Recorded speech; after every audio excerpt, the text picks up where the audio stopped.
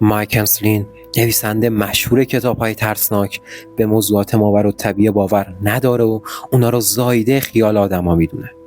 در اتاق 1408 هتل دلفین در نیویورک کشتارهای وحشیانه و مرگ‌های مرموزی رخ میده بدون اینکه رد پایی از اونا به جا مونده باشه.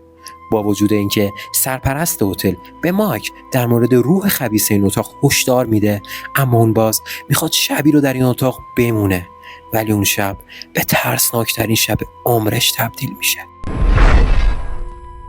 اتاق 1408 بر اساس داستان کوتاهی به قلم استیون کینگ ساخته شده. داستان اینطوری شروع میشه که یه شب مایک انسلین، نویسنده کتاب‌های ترسناک، وارد یه هتل بین راهی داخل یک روستا میشه که شنیده بوده اتفاقای ترسناکی داخل اون هتل افتاده. مایک میرسه اونجا، با خدمه خوشوبشی میکنه و اونام راجع به اتفاقایی که داخل این هتل افتاده واسش میگن. اون مرد بهش میگه این پلکانی که اینجاست جاییه که یه دختر خودشو تو سال 1860 ازش آویزون کرده. بعد از اون عکس یکی از اتاق‌ها رو نشونش میدن که انگار یه سایه‌ای از اون دختر داخل پنجره بوده و یه مسافری اون عکس رو سال 1986 ثبت کرده. بعد از تمام این حرفا مایک درخواست یکی از اتاقای زیرشیروانی رو میکنه. اونا بهش میگن زیرشیروانی توی طبقه سومه که قبلا خدمتکار سابقشون اونجا زندگی میکرده. مردم میگن تمام بچه‌هاش داخل همون اتاق از بیماری سل مردن. تا نیمه شب صداهای عجیب غریبی از اون اتاق بیرون میاد و بعد از اون خدمه بهش پیشنهاد میدن که اگه جونش رو دوست داره درا رو از داخل قفل کنه. روز بعد مایک از اون هتل میره و داخل یه تماس تلفنی به خدمه هتل میگه تنها چیز جذابی که اون هتل داشته تخم مرغای خوشمزه‌اش بوده. همون روز مایک واسه یه همایشی به کتابخونه دعوت میشه و طرفداراش برای دیدنش میان اونجا. همونجا یکی از طرفداراش ازش میپرسه که نظرش در مورد ارواح چیه؟ به نظرش اصلا ارواح وجود دارن؟ اون هم در جواب بهش میگه که پژوهشگر خیلی خوبیه و هر جای ترسناکی که بهش معرفی شده رفته، اونم با تمام تجهیزاتی که داشته و هیچ چیزی اونو اندازه یه اتفاق ماورالطبیعه خوشحال نمیکنه. دوباره ازش میپرسن یعنی ارواح وجود ندارن؟ اون هم در جواب میگه که حتی یه دونه هم ندیده. بعد از تموم شدن اون همایش مایک میره سمت ساحل، تخته خودشو بر میداره تا یکم موج سواری کنه. تو همون حین به یه هواپیما که بالا سرش خیره میشه و یه موج محکمی اونو پرت میکنه زیر آب. مایک داره غرق میشه اما کم کم دریا اونو به سمت ساحل میاره. مایک وارد اداره پست میشه، صندوق پستی خودشو چک میکنه و متوجه میشه که چند تا دعوتنامه از مکانهای ترسناک دیگه واسش فرستادن. یکی از اون دعوتنامه ها که عکس هتل دلفین داخلشه توجه مایک رو جلب میکنه. بعد از اون مایک با پذیرش هتل تماس میگیره و میگه که میخواد واسه یه شب اتاق 1408 رو رزرو کنه. پذیرش هم بهش میگه اون اتاق نمیشه جناب. اونم بهش میگه من که نگفتم واسه چه تاریخی، برای شنبه چطوره؟ مایک از تک تک روزهای سال واسه اون اتاق از پذیرش هتل درخواست میکنه، ولی اون هیچ توجهی به صحبتهای مایک نمیکنه و تلفن رو روش قطع میکنه.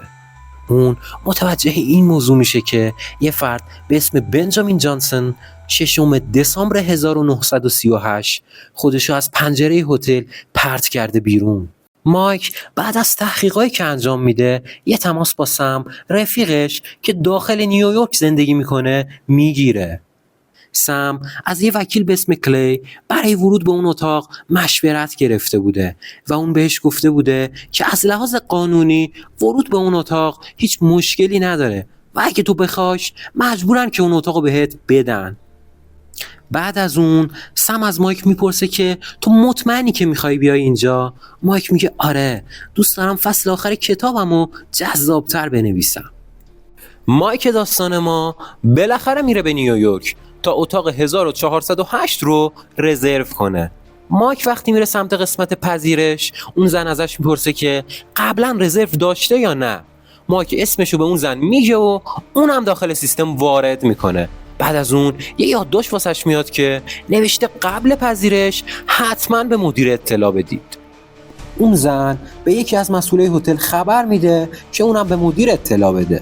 مدیر هتل جرارد و لین خودشو به مایک معرفی میکنه و از اون میپرسی که چه کاری میتونه واسش انجام بده. مایک هم بلا فاصله میگه فقط کلید اتاق 1408 رو میخواد. مایک دوباره میره سراغ اصل مطلب و به جرارد میگه اتاق 1408 اتاق خاصیه و خیلی خوشحال میشه که یه شبو بتونه اونجا بمونه. جرارد هر کاری میکنه تو بحثو به سمت دیگه بکشونه، ولی مایک عین خیالش نیست و بازم پافشاری میکنه. جرارد از مایک میپرسه که چند وقت میخواد داخل اون اتاق بمونه. اونم میگه عادت داره که اینجور جاها فقط واسه یه شب بمونه. جراردم که این حرفو میشنوه بهش میگه هیچکس نتونسته بیشتر از 1 ساعت داخل اون اتاق زنده بمونه.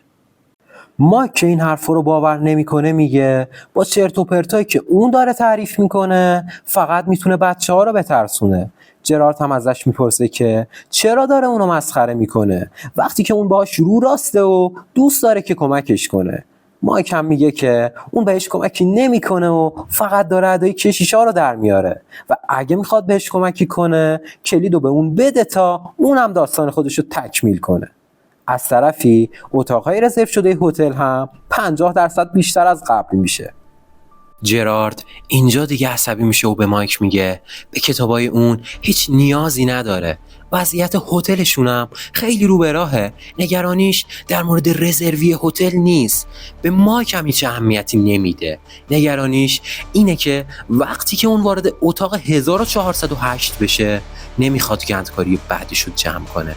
وظیفش به عنوان مدیر هتل اینه که به مایک بگه جلوی چشماش همینجا 4 تا قتل اتفاق افتاده. بعد از اون رفتن به اتاق 1408 رو برای هر مسافری ممنوع کرده.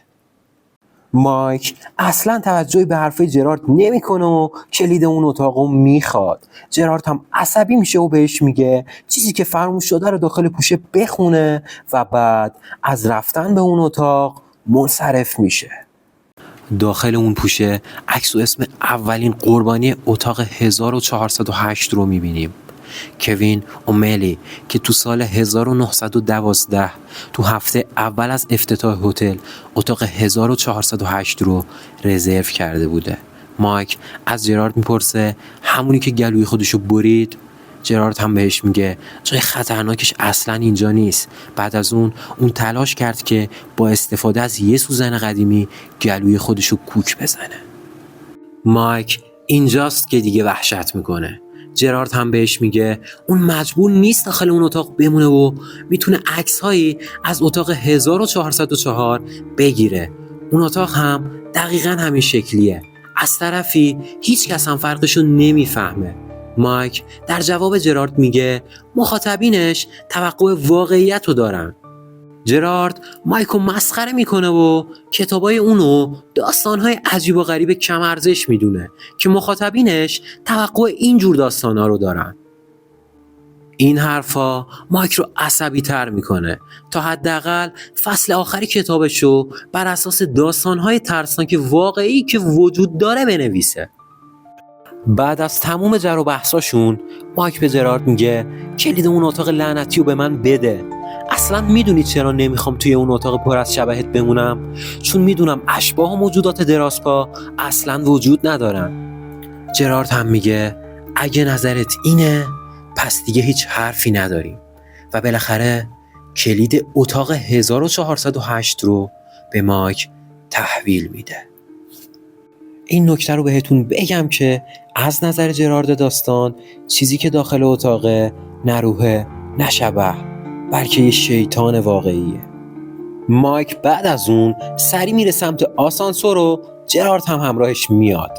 مایک از جرارد میپرسه که واسه نظافت اون اتاق چی کار میکنن. جرارد هم بهش میگه چراغای اتاق 1408 رو ماهی یه بار روشن میکنن و خدمتکارها رو 2 تایی میفرستن داخل و خودش هم نظارت میکنه. جرارد فقط 10 دقیقه با خدمتکارها داخل اتاق میمونه و در اتاق هم باز میذارن. اما با این حال چند سال پیش داخل همون اتاق خدمتکار جوونشون تو حموم به طرز عجیبی برای چند لحظه زندانی میشه و وقتی از اونجا بیرون میارنش متوجه میشن که با 2 تا قیچی چشمای خودش از حدقه در آورده و میخندیده. بالاخره میرسیم به طبقه 14. مایک به جرارد میگه فردا میبینمت.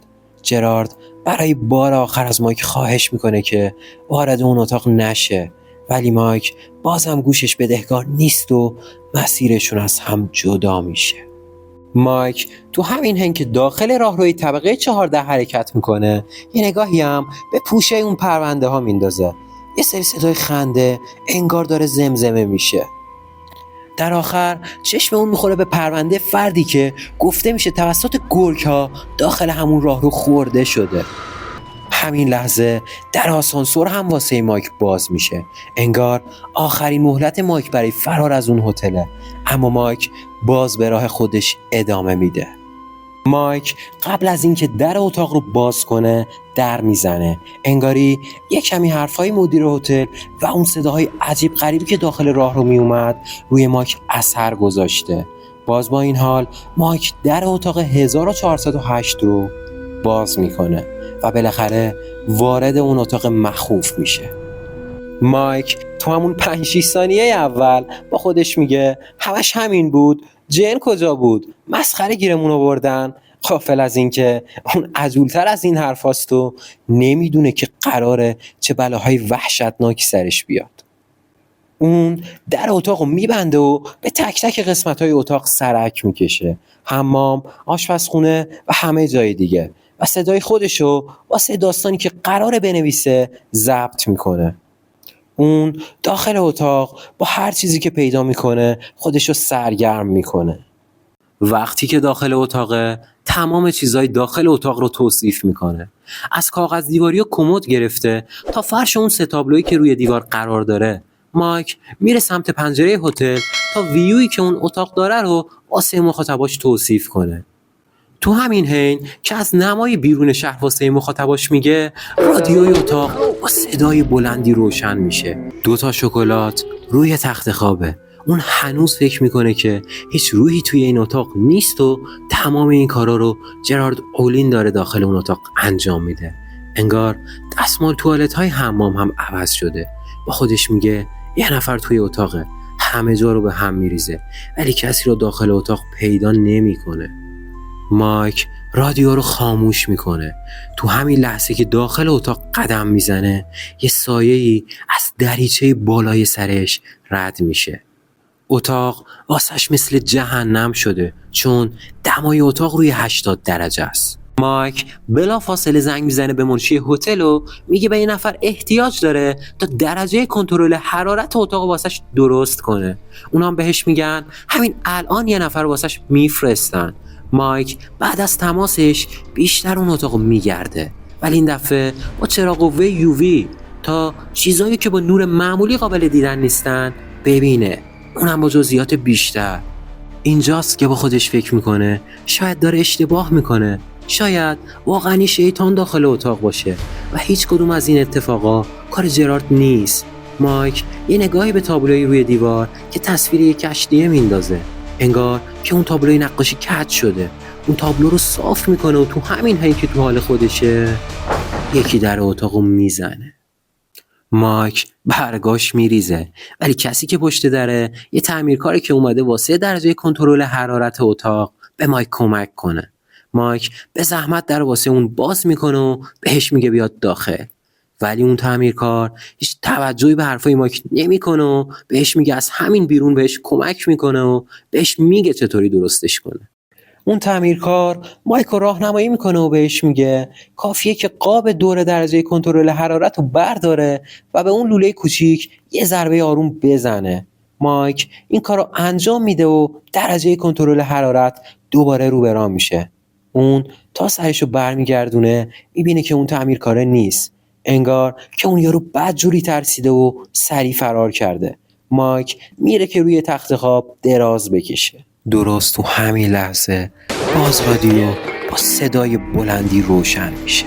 مایک دوباره رادیو رو خاموش میکنه، ولی این دفعه عدد روی رادیو دیگه ساعت رو نشون نمیده. اون عدد مثل یه تایمر 60 دقیقه‌ای واسه مایک نشون داده میشه. انگار هیچکس داخل این اتاق بیشتر از 1 ساعت دووم نیاورده.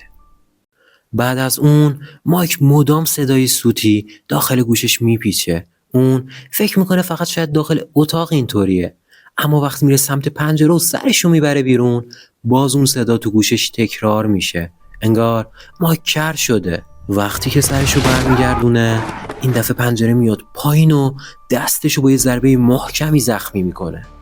مایک یه پارچه از توی ساکش برمیداره و دور دستش میپیچه. دوباره اون رادیوی وحشتناک روشن میشه. اون رادیو رو از بق در میاره، ولی تایمر رادیو هنوز داره کار میکنه. تلفن داخل اتاق داره زنگ میخوره. اون پذیرش هتله که به مایک میگه ساندویچش 10 دقیقه دیرتر آماده میشه، ولی اصلا مایک ساندویچی سفارش نداده بود. مایک به اون زنی که پشت خطه میگه شما بردین، من اتاقو پس میدم، اینجا زخمی شدم، باید برم بیمارستان. ولی اون زن در مورد موضوعی دیگه صحبت میکنه و هیچ توجهی به صحبتهای مایک نمیکنه. مایک هم که خونش به جوش اومده میگه که ازشون شکایت میکنه. اون زن هم که دیگه نمیتونه مایک رو تحمل کنه، بهش میگه که به جرارد مدیر هتل وصلش میکنه. ولی هیچ کس جز یه صدای گویا پشت تلفن نیست. مایک دیگه نمیتونه این اتاق رو تحمل کنه. سریع وسایلشو برمیداره و میره سمت در. هرچی به دستگیره در فشار میاره و تکونش میده، در اتاق باز نمیشه. این دفعه کلید اتاقو در میاره، اما به محض اینکه کلیدو داخل در میکنه، کلید داخل در میشکنه. اون هر کاری میکنه که با هر وسیله شده در رو باز کنه، ولی نمیتونه. در آخر هم دستگیره در رو از جا میکنه. انگار که مایک داخل اون اتاق زندانی شده. باز میره سمت پنجره اتاق، سرشو بیرون میاره تا شاید کسی بیرون از هتل صداشو بشنوه. اون یه نفر رو دقیقاً روبروی خودش توی یه ساختمون دیگه میبینه. مایک با داد و فریاد و اشاره از اون طرف کمک میخواد، اما وقتی اون مرد از روی صندلی بلند میشه، تمام حرکات مایک رو مو به مو تکرار میکنه. و اینجاست که مایک بیشتر از دفعه‌های قبل وحشت زده میشه. مایک یه چراغ میاره تا بتونه بهتر چهره طرفو ببینه. اون وقتی که بیشتر دقت میکنه، میبینه که اون مرد دقیقاً شبیه خودشه و یه نفر با چکش پشت سرشه. اینجاست که مایک میره گوشه اتاق و فقط داد و فریاد میزنه. خب این از خلاصه این فیلم. طبق معمول بیشتر از این داستان فیلم واسهتون تعریف نمی کنم که به صورت کامل فیلم واسهتون اسپویل نشه. از طریق لینک چنل تلگرام که داخل دیسکریپشن قرار دادم میتونید برین و فیلم رو به صورت دوبله یا زیرنویس دانلود کنید. و اما نظر من در مورد اتاق 1408، یکی از نقاط قوت فیلم بازی برجسته جان کیوزاک یا همون مایک اسلین خودمونه. اون با بازی زنده و قوی که داره، حس تنش و ترس رو به صورت موثری برای تماشاگر ایجاد میکنه. نقطه قوت دوم فیلم کارگردانی ماجراجویانشه. اتاق 1408 با استفاده از تصاویر و صداهای ترسناک برای تماشاگر یه تجربه واقعی از ترس رو ایجاد میکنه. در کل 1408 یک فیلم ترسناک با جرقه‌های روانشناختیه که شما رو تو تاریکی و تنهایی اتاق گرفتار میکنه. یادتون نره که بعد از دیدن این فیلم خوش ساخت حتما نظراتتون رو راجع بهش داخل کامنت ها با ما در میون بذارین که اگه دیدیم بیشتر از اینجور فیلم ها لذت میبرین ما هم بیشتر معرفی کنیم. تا ویدیوی بعد میبینمتون.